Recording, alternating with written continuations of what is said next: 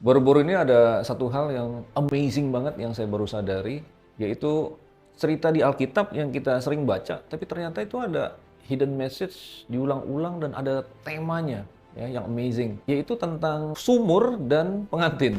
Waktu Abraham mau pilih pengantin untuk Ishak, dia mengutus pegawainya pergi ke kampung halamannya dan kemudian sampai di sana ada Ribka yang menyambut si pembantu Abraham ini, kemudian menawarkan air dari sumur itu. Setelah itu Ribka kembali ke keluarganya, memberitahu tentang kedatangan si pegawai Abraham ini, dan kemudian keduanya bersatu dan terjadi pernikahan antara Ribka dan Ishak. Ternyata hal ini diulangi lagi waktu kejadian Yakub. Yakub setelah menipu bapaknya, dia lari ke tempat Laban, dan pertama kali dia sampai, dia ketemu dengan Rahel yang kemudian ada di pinggir sumur.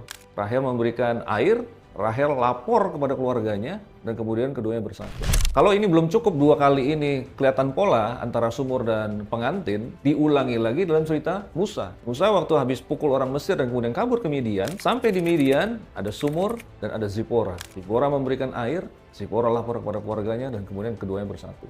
Luar biasa banget, bukan? Nah, pada saat Yohanes mulai menulis cerita tentang Tuhan Yesus pergi ke Samaria, dari Yudea mau balik ke Galilea, lewatin Samaria, seperti negeri yang asing. Kemudian sampai ada sumur, kemudian muncul wanita Samaria ini. Semua orang Yahudi mulai langsung kepikir, Ishak, Yakub, Musa, ini sekarang apa lagi? Tentang sumur, tentang pengantin.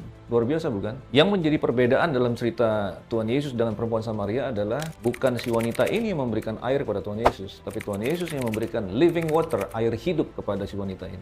Dan kemudian wanita ini sempat ngomong, bukankah orang Samaria dengan orang Yahudi tidak bergaul, tidak ngobrolan? Pada saat itu, saya percaya wanita ini seperti mewakili orang non-Yahudi, yaitu kita, bangsa-bangsa, di mana Tuhan Yesus kejar, cari, dan itu akan menjadi pengantinnya. Kali ini tentang Mesias dan bangsa-bangsa, orang-orang berdosa, orang-orang non-Yahudi yang akhirnya akan dipertunangkan dengan Kristus. Paulus mengatakan, aku mempertunangkan kamu dengan Kristus. Dan kita tahu di Alkitab kita diakhiri di kitab Wahyu dengan perkawinan anak domba. Jadi pada akhirnya Yesus menemukan pengantinnya. Yang lebih amazing lagi, kita lihat peristiwa penyalipan, yaitu pada saat Tuhan Yesus berseru, sudah selesai. Itu kan tetelestai dalam bahasa Grikanya. Tetapi pada saat Tuhan Yesus mengucapkannya, pasti dia berbahasa Aramaik. Dan di dalam Aramaik, sebenarnya yang dia ucapkan secara verbal adalah kula.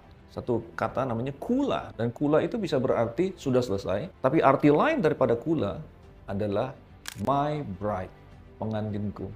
Jadi pada saat di kayu salib itu, Tuhan Yesus seperti happy untuk akhirnya menemukan sang pengantinnya.